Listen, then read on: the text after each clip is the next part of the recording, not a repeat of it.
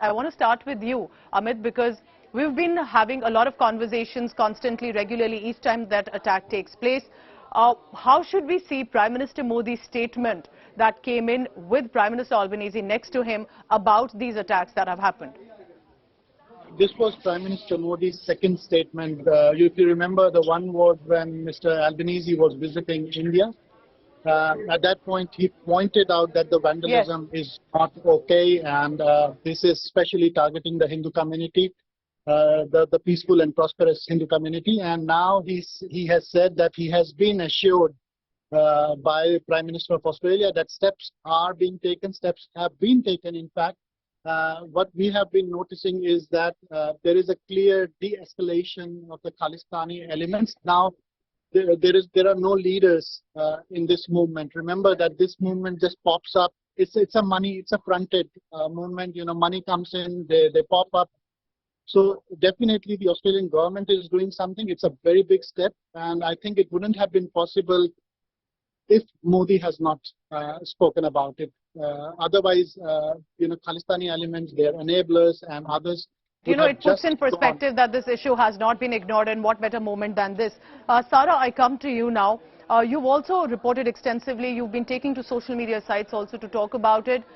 How do you think this matters, that both Australian Prime Minister assuring that they will take action and the Indian Prime Minister saying that I took cognizance of this? Because this did put the Indian diaspora or anyone put their life in danger, but it put Australia's image to risk as well, that these attacks were taking place on their soil, Sarah.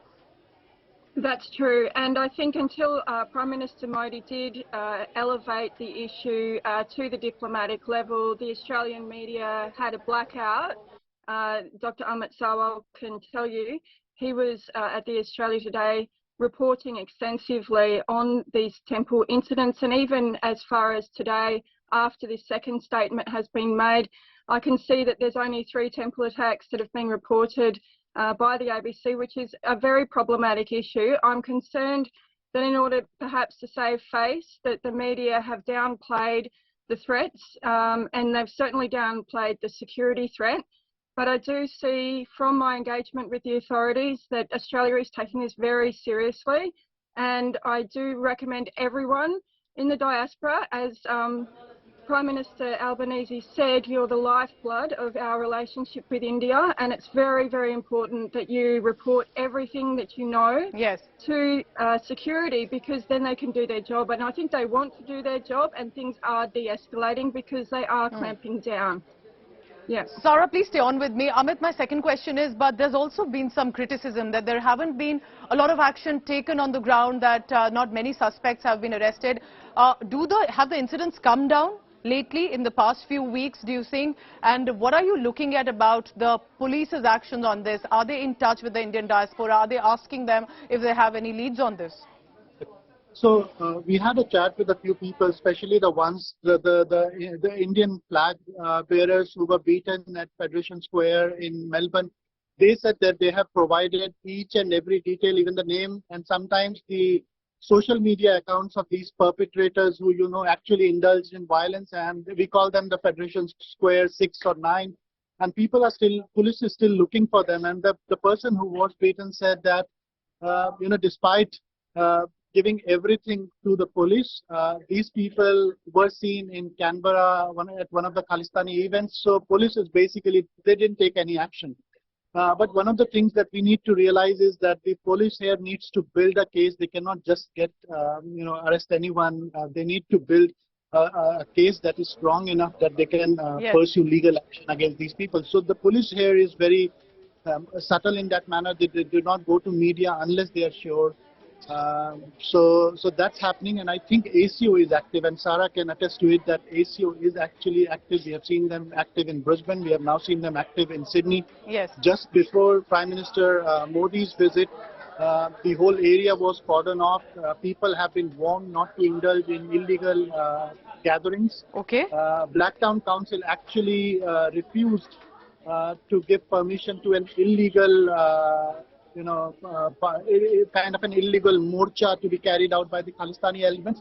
So now I think thanks to Australia Today that there is more awareness among the councillors member of Absolutely. parliament You've been and police. reporting widely, and for prime ministers of both countries to mention it means they are taking cognizance of this matter. Sara, my final question will be to you.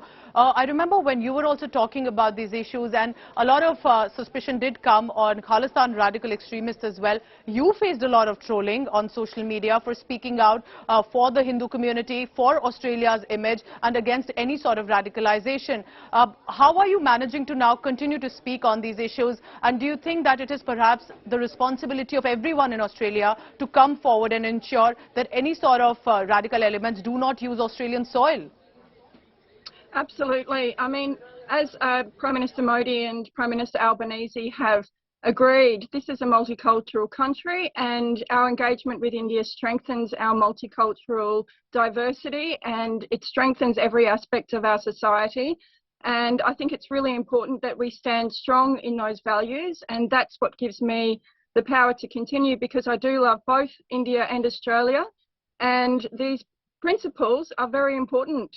And I think that working together in the Indo-Pacific region, we have a chance to actually bring dramatic change to the future if we work together. And so I think it's really important that everybody comes forward and works toward that common goal, including members of the Sikh community who may be disenfranchised by the Khalistan movement and disappointed. I think it's time to come forward and share your information, because we want this out of our country. This is not how we do multiculturalism.